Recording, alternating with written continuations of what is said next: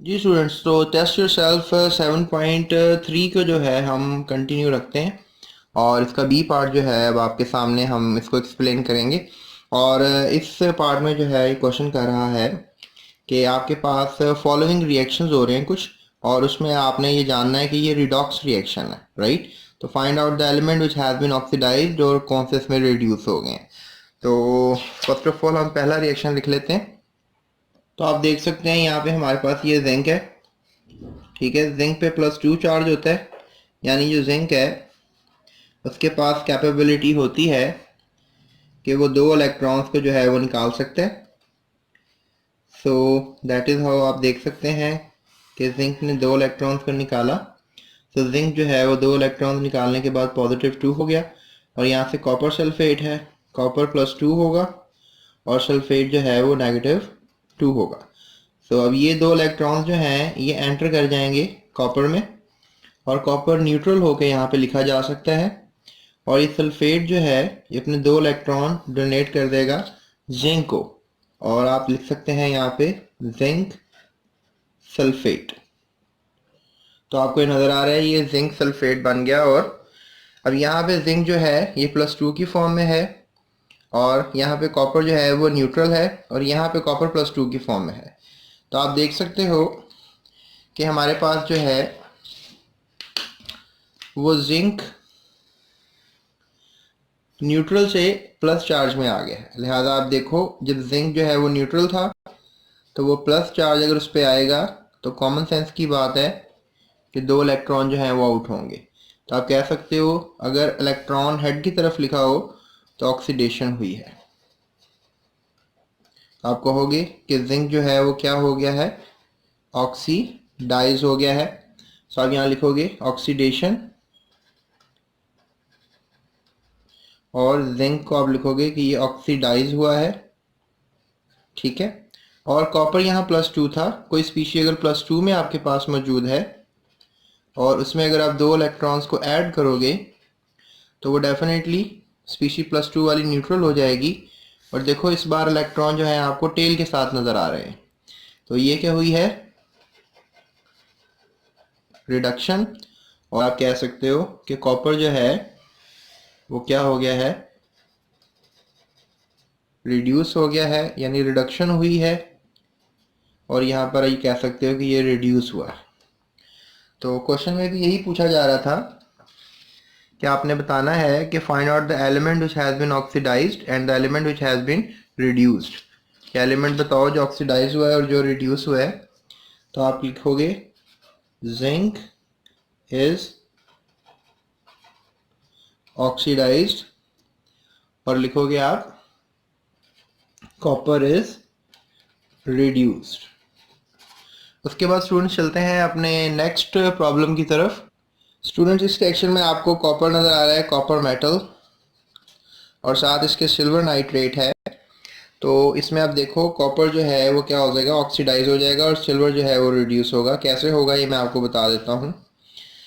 आप देखो सिल्वर जो है that is going to be +1 in this case, in this compound, this silver nitrate. और नाइट्रेट जो है that is going to be -1। And copper जो है वो अमूमन +2 होता है, राइट। Copper is usually +2। अच्छा मैं एक बात और आपको बता देता हूँ, कॉपर जो है वो +1 भी होता है और +2 भी होता है। जब +1 होता है आप इसको कहते हो क्यूप्रस, और जब +2 होता है आप इसको कहते हो क्यूप्रिक। तो ये अस का मतलब है वैलेंसी कम है, और इक का मतलब है वैलेंसी ज़्यादा है। तो ये आपने बात याद रखनी है। जैसे फॉर एग्जांपल हमारे पास आयरन है वो +2 भी होता है, और आयरन जो है वो +3 भी होता है। सो अगर +2 होगा तो आप इसको कहोगे फेरस, और +3 होगा तो आप इसको कहोगे फेरिक। तो ferrous mean come valency and ferric इक मीन ज़्यादा वैलेंसी, यानी कम वैलेंसी होगी तो अस लगेगा आखिर में, और अगर कम होगी तो अस लगेगा, और अगर ज़्यादा होगी तो एक, कम लगेगी तो अस, ज़्यादा होगी तो एक लगेगा, ठीक है। यानी इसने यहाँ 2 इलेक्ट्रॉन लूज़ किए हैं और यहाँ पे इसने 3 इलेक्ट्रॉन लूज़ किए हैं, जबकि यहाँ देखें तो इसने 1 इलेक्ट्रॉन लूज़ किया, इसने 2 लूज़ किए हैं, ठीक है। सो सिल्वर आपको नज़र आ रहा है। सो कॉपर ने 2 इलेक्ट्रॉन फिलहाल इस केस में लूज़ किए हैं। तो अब डेफिनेटली जब 2 इलेक्ट्रॉन लूज़ किए हैं तो 2 इलेक्ट्रॉन्स अवेलेबल हैं सो इलेक्ट्रॉन 1, इलेक्ट्रॉन 2, तो एक इलेक्ट्रॉन तो इसमें एंटर हो जाएगा, लेट्स से दैट, और सिल्वर जो है वो न्यूट्रल आप यहाँ पर लिख सकते हो। लेकिन ये इलेक्ट्रॉन कहाँ जाएगा, दैट बिकम्स अनदर क्वेश्चन। तो इसको फिर हमें 2 मोल करना पड़ेगा ताकि एक और सिल्वर आयन जो है वो मीडियम में आ जाए, और नाइट्रेट आप एक और लिख लो, ये इलेक्ट्रॉन इसमें एंटर हो जाएगा, तो आपके पास 2 सिल्वर के एटम्स आप कह सकते हो, न्यूट्रल एटम्स आपको मिलेंगे प्रोडक्ट में। और नाइट्रेट जो है ये दोनों को मिला लें, इन दोनों का चार्ज -2 होगा जो इस +2 से कैंसिल हो जाएगा। सो आप लिख सकते हो कॉपर नाइट्रेट। सो यहाँ पे आप कह सकते हो कि आपके पास ये जो कॉपर है यहाँ पे न्यूट्रल फॉर्म में है, लेकिन यहाँ पे आप जो है, मैं इस इक्वेशन को दोबारा लिखता हूँ। अब इस केस में आप कह सकते हो कि जो कॉपर है यहाँ पे ये न्यूट्रल है, और यहाँ पे जो ये कॉपर है इसके ऊपर अब +2 चार्ज है, तो कॉपर अपनी ऑक्सीडेशन स्टेट चेंज कर रहा है, यानी न्यूट्रल से वो +2 चार्ज ला रहा है, यानी इलेक्ट्रॉन लूज हो रहे हैं। खुद देखो, अगर कोई स्पीशी न्यूट्रल हो और उस पर अगर +2 चार्ज आ जाए तो इसका मतलब होता है 2 इलेक्ट्रॉन आउट हुए। इलेक्ट्रॉन जो है मैंने अब हेड की तरफ लिखे हैं, तो क्या हुई है, ऑक्सीडेशन, तो लिहाजा यहाँ पे क्या लिखोगे, ऑक्सीडेशन। और स्टूडेंट्स यहाँ पे आप देख सकते हो सिल्वर जो है वो +2 चार्ज है इसके ऊपर, लेकिन यहाँ पे ये न्यूट्रल हो गया है। सो यहाँ पे कह लें कि it's been something like +2 charge, यहाँ पे ये न्यूट्रल हो गया है। तो अगर कोई स्पीशी +2 चार्ज हो उसके पास, अगर न्यूट्रल करना है तो उसको अंदर 2 इलेक्ट्रॉन इसको आपको देने पड़ेंगे और तब वो न्यूट्रल होगी। सो यहाँ पर आप कह सकते हो कि सिल्वर जो है क्या हुआ है, रिड्यूस हो गया है। तो आप कहोगे कि यहाँ रिडक्शन हुई है, लिहाजा आप यहाँ पर लिखोगे सिल्वर जो है वो रिड्यूस हुआ है, और यहाँ पे क्या हुई है, रिडक्शन। तो हम आंसर लिख सकते हैं। उसने क्वेश्चन किया था, बताओ ऑक्सीडेशन किस मेटल की हुई है, किस एलिमेंट की हुई, रिडक्शन किसकी हुई है। तो आप इसके जवाब में लिखोगे कि जो कॉपर है, copper is something like oxidised from copper neutral to copper +2, and silver is reduced from silver plus, sorry ये सिल्वर +1 चार्ज होगा इस पर, so silver +1 to silver neutral. तो that is going to be the scenario for this answer. तो उसके बाद हमारे पास जो है नेक्स्ट क्वेश्चन आता है सामने, उसको देखते हैं। स्टूडेंट्स इस केस में जो है इस कंपाउंड का नाम है हाइड्रोजन सल्फाइड,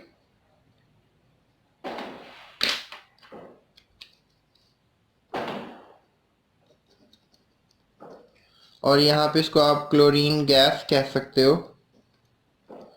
तो ये हाइड्रोजन सल्फाइड है, ये क्लोरीन गैस है। अब स्टूडेंट्स यहाँ पर ये होगा कि इस केस में जो सल्फर है that is going to act like -2 and hydrogen is always +2, इसमें 2 एटम्स हैं। सो इसको हम आयोनाइज कर लेते हैं।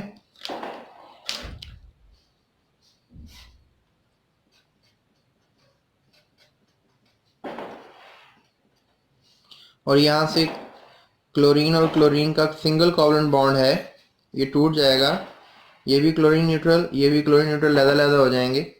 तो you are not going to write like this, इसको ऐसे लिख लोगे, प्लस लगा लो बीच में।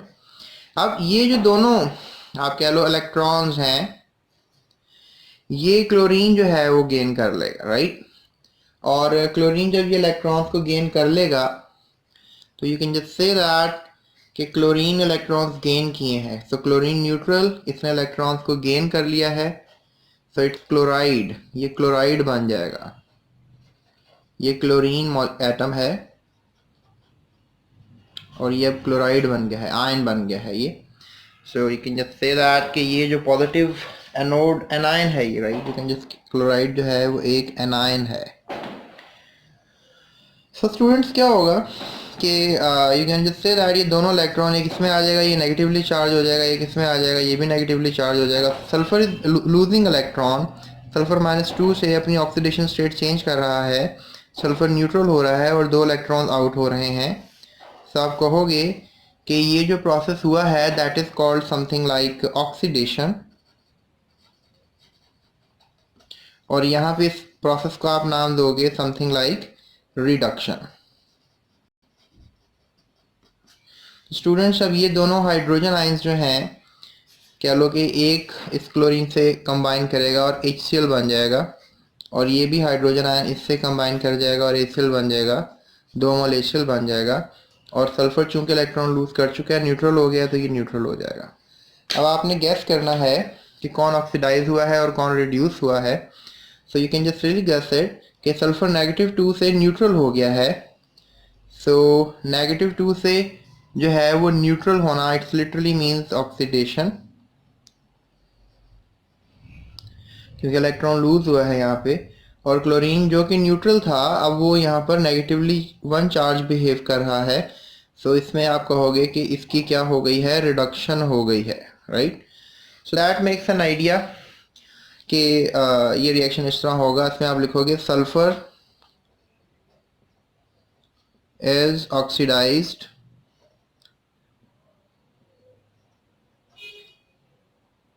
and chlorine is reduced, right? So that is going to be the possible answer. अब आप सोच रहे होगे सर इसको स्टेटमेंट की शक्ल में दिखा दें, तो ये स्टेटमेंट आप देख सकते हो। जिंक जो है वो ऑक्सीडाइज्ड हुआ और इसमें कॉपर रिड्यूस हुआ। ये देखो जिंक जो है ये मैंने आपसे कहा था ऑक्सीडाइज हुआ है, और कॉपर जो है दैट इज बीइंग रिड्यूस्ड। उसके बाद आप दूसरे में देख सकते हो कॉपर जो है वो ऑक्सीडाइज हुआ और सिल्वर रिड्यूस हुआ। सो कॉपर जो था वो ऑक्सीडाइज हुआ इस इक्वेशन के अंदर, और सिल्वर रिड्यूस हो गया। और ये जो आखिरी इक्वेशन थी इसमें भी हमने सॉर्ट आउट कर लिया कि इसमें सल्फर ऑक्सीडाइज हुआ, क्लोरीन रिड्यूस्ड हो गया। So look at that, chlorine is reduced whereas sulphur is oxidised. So students, जल्दी से चलते हैं अपने नेक्स्ट क्वेश्चन की तरफ, which is question number 4। Why the following reaction is not redox reaction? ये रिएक्शन रिडॉक्स रिएक्शन क्यों नहीं है? Explain with reason. इसको हमने रीजंस के साथ जो है वो देखना है, तो लिहाजा देख लेते हैं। स्टूडेंट्स, अगर हम रिएक्शन की तरफ देखें तो हमारे पास एक बेस है जिसका नाम है सोडियम हाइड्रो ऑक्साइड, और साथ ही आपको HCl नज़र आ रहा है, ठीक है। So you call it as sodium hydroxide. तो सोडियम हाइड्रोक्साइड कहोगे आप, या इसको आप कास्टिक सोडा का नाम दोगे, and that is hydrochloric acid molecule.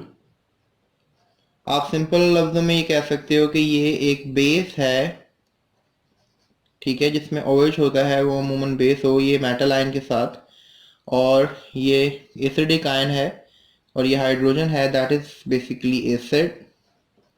10 class में आपको बताएंगे कि एसिड बेस का कॉन्सेप्ट क्या है, वहाँ पे आपको इंशाल्लाह समझाएंगे। तो स्टूडेंट्स, ये दोनों हैं हमारे पास एज एन रिएक्टेंट्स। तो अब देखो सोडियम पॉजिटिव चार्ज होगा और हाइड्रोक्सी जो है वो नेगेटिव चार्ज होगा, और यहाँ से हाइड्रोजन पॉजिटिव चार्ज होगा और chlorine negative. That's positive, that is negative, ये आपस में कंबाइन करेंगे, this positive, this negative, ये भी कंबाइन करेंगे। So you will get something like sodium chloride and water, right? So you call this thing as the sodium chloride,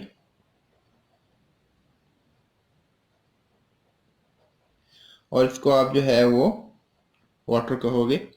so students, what we get here, ये sodium positively charge है, ये negatively charge है, और यहाँ hydrogen फिर positive, और oxygen is acting as a negative species. यहाँ पे हाइड्रोजन पॉजिटिव है, क्लोरीन नेगेटिव है, यहाँ सोडियम पॉजिटिव है, and oxygen is hydroxy as a whole, या ऑक्सीजन -2 बिहेव कर रहा है और हाइड्रोजन +1 बिहेव कर रहा है। स्टूडेंट्स, आप किसी भी एलिमेंट को देखो, इनका ऑक्सीडेशन नंबर जो है वो चेंज नहीं हुआ है। यू कैन से कि जो सोडियम +1 था, अगर इधर हम देखें कि ये +1 था, तो इस तरफ देखें सोडियम अभी भी आपको यहाँ पे +1 ही नज़र आ रहा है।